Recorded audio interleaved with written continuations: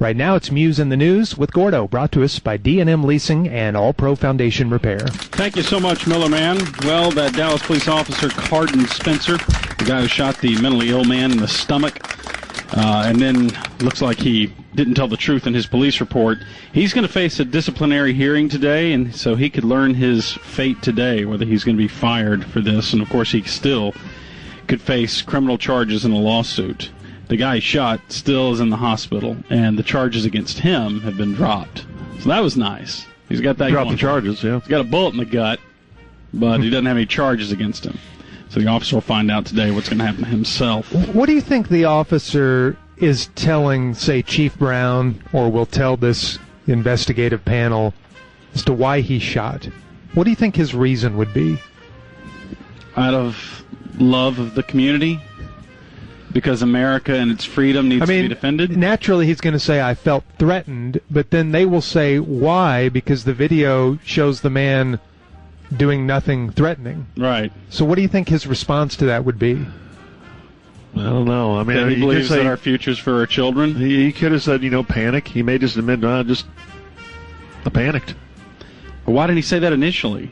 Why would he lie in the police report? I don't know. And isn't that pretty bad if you're a police? It's bad enough a regular citizen lies about shooting someone, but an officer certainly wouldn't lie. Mm-hmm.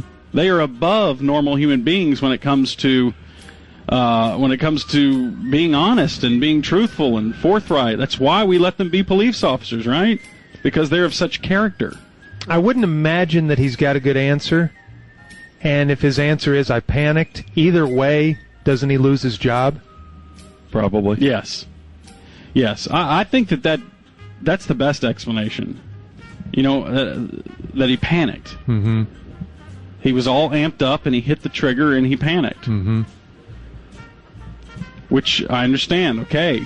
In that respect, you're human and you shouldn't be a police officer if you panic by pulling your trigger finger over and over again. That's the worst way right. that panic can manifest itself in an officer.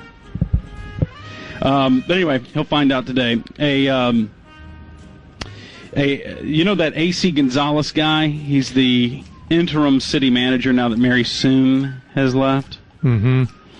And he cracked down on this Uber. We've talked about Uber before, right? The car service. And that was Gonzalez's big thing. He was going after Uber, and now everybody's going after Gonzalez for going after Uber. Apparently, the Dallas police and code compliance officers, they issued about 60 citations to Uber drivers after Gonzalez started this whole campaign against him, and they've dropped all of those cases against Uber. And Gonzalez was going to show everyone that he was in charge. He was going to crack down on Uber, and everybody hated his crackdown on Uber. They found that there was no evidence of illegal or unethical conduct by Gonzalez, but Mayor Mike Rollins, good friend of Craig's, says that he was highly disappointed. So the whole flack over Uber, is it that the Dallas politicos are trying to protect the Dallas cab scene? Yeah, and that the yellow cab company basically wrote all the code for cabs and everything like this, and they didn't like Uber. Mm-hmm. And so, hey, we got a guy over there, the city manager. He'll help us out. He'll help us get rid of this competition. But if you're taking drunk drivers off the road, is it a bad thing? No.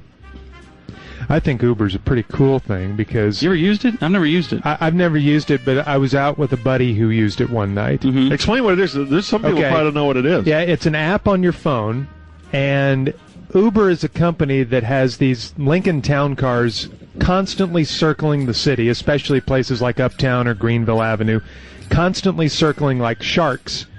And on your app, when you're at a bar and you've had too much to drink, you click on the Uber app, and it tells you there's a car 2 minutes away, and you order the car. And it comes and picks you up, and it takes you home, and it's a pretty nice ride. And it's so maybe you call a cab, and sometimes you might wait 15 minutes. I think Uber, you wait 2 minutes usually, or 3 minutes, depending on where you are. But a little more expensive than a cab fare? I'm not exactly sure how the price thing works. It may be a little more expensive, but it's a much nicer ride than one of those cabs that feels like the chassis is about to fall out. Yeah, they're all rattly. Those things like an old... never get serviced. Never. Those cabs. I don't care how many miles are on it. You think all those cabs have developed a rattle somewhere in them? Gosh. And they all, it seems like all... wipe the reproductive material off the vinyl seat in the back. Right, it seems like all the cabbies smoke, and they always have the windows down no matter what the temperature outside is. Yeah, what's with that? And you can't roll them up. I can't tell you how many times I've gone to the airport basically in a wind testing tunnel. Yeah. It's amazing. Anyway, Gonzalez, to his credit, says, I certainly made a mistake on the approach on this one. He talks like Kennedy? I'd like folks to... Well, he's a politician of some kind, right? Okay. I guess he's a city manager, not really a politician. I'd like folks to recognize that I've had other much different days, and I've worked to accomplish, along with the council and the community, many other things that are quite blah, blah, blah. That was his official statement. That's a great statement. Oh, thank you so much. All right, I know what I'm going to get myself for Christmas. What? Oswald's One white wedding ring. I was going to guess one white Charlie's. No. Hey, I wonder if they sell 5 wipe Charlies, because you're going to need those, George. Well, not. You're a jerk. It's like the size of a beach towel. Right. George just basically has to floss his ass with it. He used to hold each end of the towel and use it like a bow saw. Okay. I don't have a suitable comeback, so let's just go. Oh, well that was a little bit too much behind the curtain. You're supposed to just call me stupid and move on. All right, so Lee Harvey Oswald's wedding ring is going to go on auction today. How much, you think? Well, some people in this article, and I think they always dress it up for the news, the press release, they say it could fetch up to $100,000. If that's the case, I'm out. About 1,000 you'd be in? You know what's funny? 25,000. Oh, my gosh. A couple of weeks ago, we had the producer of the new movie Parkland in studio. Yeah, movie that's right, about we the did. day of the assassination. Here's George's impersonation of the guy. Sure did. And on the air, we told him that, Gordo bought Lee Harvey Oswald's bathtub, and he laughed it off as that's an obvious joke. And then after the segment was over, off the air, we said, no, he really does have Lee Harvey. And he goes, what? He goes, I can't believe, he couldn't believe you bought Lee Harvey's bathtub. But he remembered a lot about that bathtub. He did know about it and what all happened in that tub. So, yes, you're a candidate to buy this wedding ring. There's no doubt. You will participate in this auction. I will buy the ring and propose to Marina again. Jeez. And have her give me that ring as we walk down the aisle. I would like to talk to Marina. I think she's a good P1. Let's get her in the O-deck. Huh? Get her in the O-deck. What lake does she live on? I don't know. She has to live on one, right? Why? Because she's a marina? Stupid. All right, nearly 300 items are going up for auction today in Boston, associated with JFK and Lee Harvey Oswald. Notably, of course, is that wedding ring. Also, remember Jack Ruby's hat? Yeah. That's going up for auction. Remember, I wore that hat. That's right. And felt the power Stretched of 10 out men. the band. You know, I've bid on Kennedy memorabilia before. Yeah, that, what was it, a National League pass? It was the JFK lifetime pass given to him by the AFL. Mm-hmm. And I thought that would have been really cool to have. Did you get it? Nope. How much did it go for? I think it went for, gosh, I don't know, 2,000 or 3,000, I think. Oh, wow. Yeah. I was willing to pay $20. Now, also up for auction, it says here, is the window through which Oswald shot. Does that make sense? Through which the window that Oswald shot through. They took that out of there. They took that frame out of there. There's, yes, they did. Now, I have privately seen this window. That's your Mecca. What? That's Valhalla it for isn't. you. It is not. Yes, they a few weeks after the assassination, the guy who owned the building took it out of there and replaced it. And it went into storage. And there's some guy on Twitter saying, hey, that's not the right window. And now there's people who have alternate window theories and all this sort of thing. But this window that they're selling, I'm pretty sure, is the same one that I looked at in a private facility. And I got to handle the actual window and reach up and open the latch that was opened on that fateful day. And did you really get to touch it? Yeah. Wow. Yeah. I cannot imagine what a state of bliss you were in. That is pretty creepy. As soon as I touched the latch of the window, everything went into Technicolor. And there were like cartoon penguins dancing around me. And you experienced Nirvana. Yes. Why don't you buy that? Pants. That way you can open it, crawl out the window, run through the front yard, and do the cannonball into the bathtub that you bought. What would that accomplish? I don't know. You do it every Saturday. I don't know. Not. Why do you always have me doing cannonballs into the bathtub? That would be his perfect Lee Harvey obstacle course. Hey, that bathtub is part of history.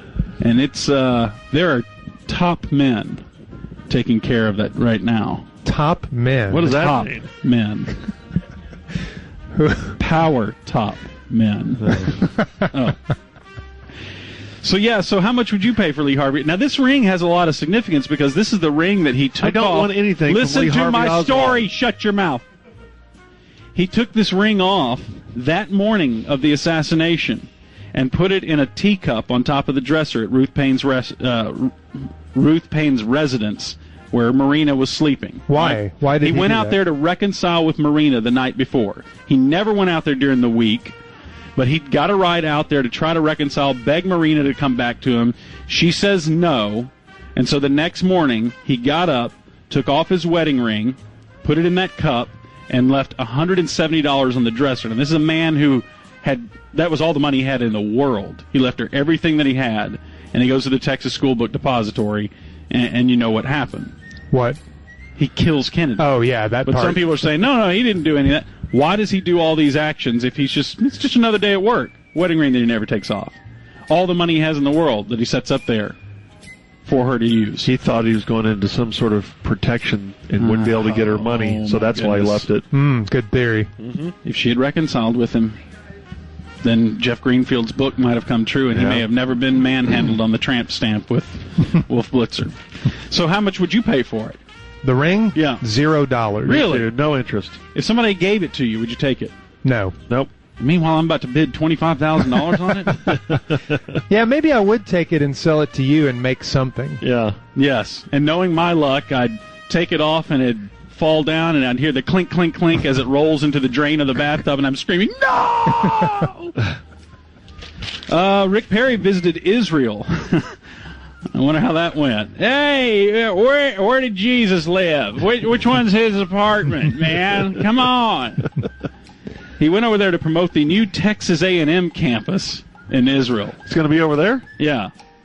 Doesn't that seem crazy? Yes.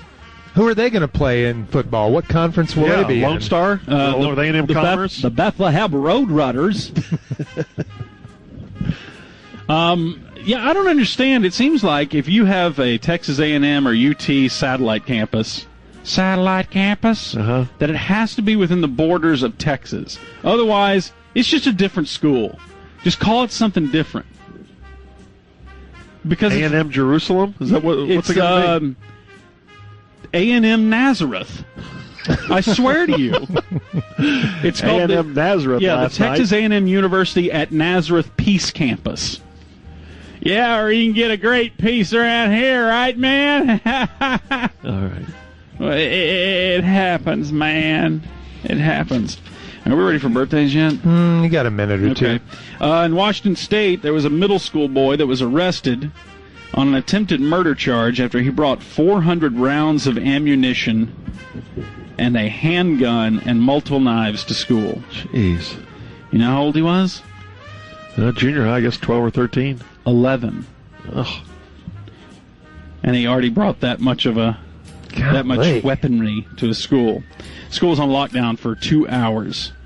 And this is the same week that we had on Monday, we had a math teacher that was killed and 2 students wounded by the boy in Nevada. Copycat. And then on Wednesday, what was that, yesterday, there was a math teacher found dead in the woods north of Boston, and her 14-year-old student is accused of killing her. Mm-hmm. How creepy is that? Michael Skakel, you know that name? Yes. It's Kennedy. Oh, yeah, that's right. He was always a suspect in the beating death of a girl named Martha Moxley back in 1975. Wasn't she beaten with a golf club? Or Yeah, 6-iron. Oh, yeah. Used a 6-iron. 7 probably would have done it. Wow, man. Okay, I didn't like that when it left my mouth. Wow. I didn't like that at all. I take that back. So you're saying he was using a little bit too much club? No, that's what you're saying. Wow. Anyway, the 6-iron belonged to a club set owned by Skakel's mother. Moxley was hit with so much force that the head of the club broke. Oh, my gosh. And so Skakel's alibi was that he was miles away, I guess, at a cousin's home watching Monty Python's Flying Circus when this killing took place. He's always been a suspect. They didn't even try him for it until like 25 years later. He was found guilty, sentenced to 20 years in prison, but now he's been granted a new trial. Now, during the first trial, the shocking revelation came out when he said that he didn't do it, but he was in a tree outside her window masturbating. He saw it? How did that not stop the music? Is he saying he saw it happen? I don't think he said that he saw it, but that he did that earlier in the night. Wow. Have you ever done that, George? No. Climbed a tree? Climbed a tree. Yes, I climbed a tree. To monkey with yourself? No, not to do that. While looking in someone's bedroom? No. All right, birthdays? Merry Christmas, everyone. Joy to the world. Former Rolling Stones bassist Bill Hyman is 77. Wyman. Oh, you're breaking it that his name is Wyman? Is he still performing at 77? Thank you, Christina. Thank you. I don't think he plays with him anymore, does Okay, he? I was going to say. Christine or Christina? Christina? He was all right, wasn't he? Wasn't he the I thought it Jimmy was Ron Christopher? Wood. I think it was Bill Wyman. All right. All right. F. Murray Abraham is 74. Q. Craig. Why do you hate Murray Abraham? There you go, ladies and gentlemen. Hope that sounded better on FM than it sounded on AM all these years. Kevin Kline is 66. He's funny. You know who reminds me of Kevin Kline? Hey. Trust me on this. Dan Bennett? Yes. For some reason, they've always kind of looked alike to me.